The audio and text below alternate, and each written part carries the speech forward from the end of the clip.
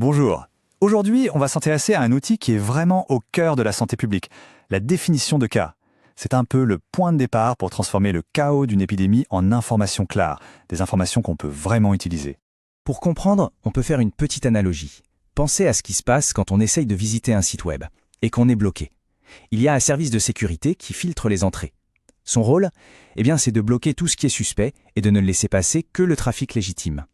C'est un gardien, un filtre. Maintenant, transposons ça à une épidémie. Imaginez le chaos. Des centaines, des milliers de rapports de maladies qui arrivent de partout.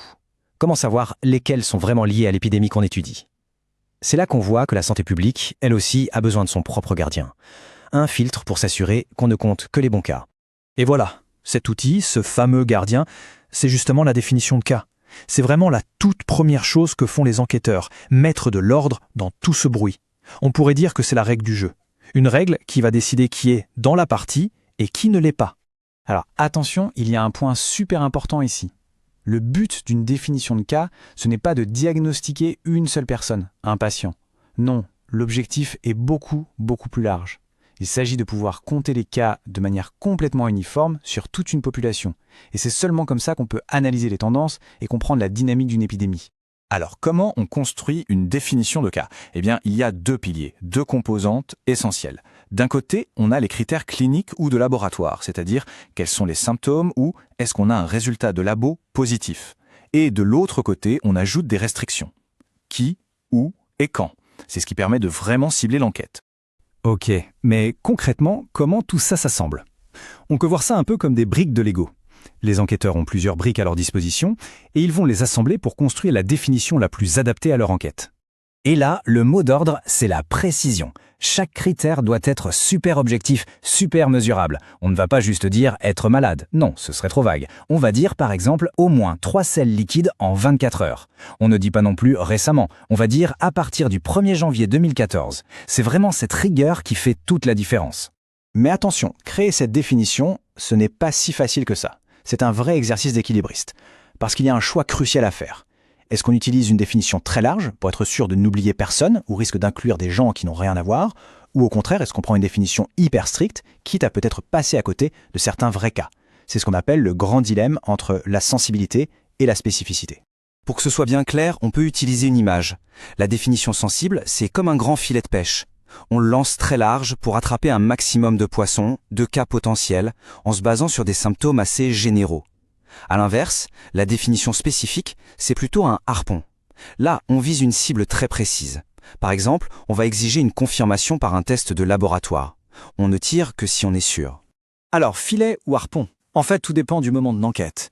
Au tout début, quand on a très peu d'infos, on va privilégier le filet large, la sensibilité. Le but, c'est de ne rater aucune piste. Et puis, plus tard, une fois qu'on a des hypothèses un peu plus solides, on passe au harpon, à la spécificité.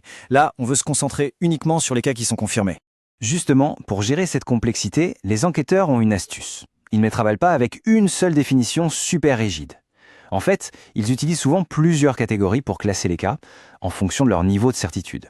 Un cas confirmé, c'est du solide, c'est du béton, généralement validé par un test en labo.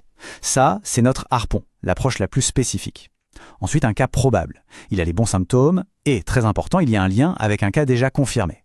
Et enfin, le cas suspect. Il a bien les symptômes, mais il nous manque des infos, soit du labo, soit sur les liens. Ça, c'est notre filet le plus large, notre définition la plus sensible. Et ce qui est super important de comprendre, c'est que ce classement n'est pas gravé dans le marbre. Pas du tout. Un cas qui est suspect aujourd'hui peut très bien devenir confirmé demain dès que les résultats de laboratoire arrivent. Une enquête, c'est vivant, ça évolue tout le temps. Bon, tout ça, c'est la théorie. Mais voyons ce que ça donne dans le monde réel. L'épidémie de SARS en 2003, c'est vraiment l'exemple parfait pour observer une définition de cas qui évolue en pleine crise. Alors souvenons-nous, au tout début de l'épidémie de SRAS, on était face à un virus totalement inconnu. Donc la définition de cas était hyper large, basée uniquement sur les symptômes. L'objectif, ratisser large pour ne rater personne. Mais au fil des semaines, la science a progressé et un test de laboratoire a été développé. Et là, tout change. La définition a été modifiée pour inclure cette confirmation par test. D'un coup, elle est devenue beaucoup plus spécifique. Et l'impact de ce changement, il était immédiat, et même assez spectaculaire. En changeant la définition, le nombre de cas officiels a chuté d'un coup. Alors attention, ça ne veut pas dire que les gens guérissaient par magie. Non, ça veut simplement dire que les règles pour compter les cas avaient changé. Et ça nous montre à quel point il est essentiel de communiquer très clairement quand ces définitions évoluent. Donc, la prochaine fois qu'on verra un gros titre dans les journaux avec un nombre de cas, on aura un nouveau réflexe. On pourra se poser la question, mais quelle est la définition qui se cache derrière ce chiffre? Est-ce qu'on parle d'un filet très large qui inclut tous les cas suspects, ou est-ce qu'on parle d'un harpon qui ne cible que les cas confirmés en laboratoire? Comprendre ce qu'est une définition de cas, au fond, c'est avoir la clé pour décrypter l'information et voir bien au-delà des gros titres.